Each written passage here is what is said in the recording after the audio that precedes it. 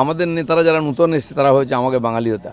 আমাদের বাঙালি দেখাতে হয় না, বাঙালি কিনা ওদের দেখাবে, যারা ইউসুফ পাঠানকে নিয়ে আসে, যারা শত্রুঘ্ন সিনহাকে নিয়ে আসে। আমরা তো বাঙালি আছি, মাছ খাই, ভাত খাই, আর বাঙালিকে মাছে ভাতে রাখবো, কারণ এখানকার ধানের চাল আর এখানকার মাছ সেটাই আমরা খাবো। মমতা ব্যানার্জি ধান চাষিদের মেরে ফেলেছেন, মাছ চাষিদের মেরে ফেলেছেন, অন্ধ্রপ্রদেশ থেকে মাছ আনান, কারণ এখানে মাছের স্বয়ংসম্বর নয় বাংলা, আমরা সেটা করব। আর দ্বিতীয় কথা হচ্ছে, যে রেটে বাহিনী ঢুকছে, সঙ্গে একটা গাড়ি নিয়ে ঢুকছে, সেই গাড়িটা দেখতেই লোকের ভিড় জমে যাচ্ছে এবং এটা নিঃসন্দেহ যে মানুষের মনের মধ্যে একটা কনফিডেন্স তৈরি হচ্ছে। ব্যাস সেই জন্যই এসছে। এখনও টিএমসির নেতারা ভয় দেখাচ্ছে, তাদেরকে অ্যারেস্ট হতে হচ্ছে কাউন্সিলরদেরকে। এখনও পুলিশ ভয় দেখাচ্ছে, থানায় এতে ডেকে নিয়ে এসে ধমকাচ্ছে, কেন তুমি কাজ করছো বিজেপির হয়ে। আবার টিএমসির লোকেরা বুঝতে পেরেছে হাওয়া খারাপ, বসে গেছে, কেন বসে আছো, তাদেরকে পুলিশ ফোন করে অ্যাক্টিভ করছে। এই টিএমসির অবস্থা। এই করে ভোটে জেতা যায় না, বেশি দিন চলে না। নির্মলকে কালকে অ্যারেস্ট করেছে।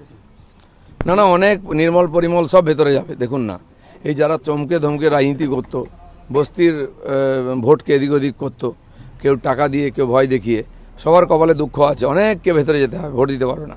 সাজোয়া গাড়ি নিয়ে বিরোধীরা বলছে যে যেন বাংলা দখল করতে আসছে, যেভাবে যুদ্ধ হয় বর্গী বাইরে জমিদাররা বাংলা দখল যেমন বাংলাদেশকে দখল করেছিলাম আমরা, মমতা ব্যানার্জি এটাকে বাংলাদেশ বানিয়ে ফেলেছেন।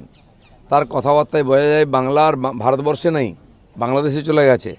তো সেই জন্য দখল তো করতেই হবে। গুন্ডা, বদমাস, পুলিশ সব অ্যান্টি ন্যাশনাল হয়ে গেছে, দেশের বিরুদ্ধে কাজ করছে।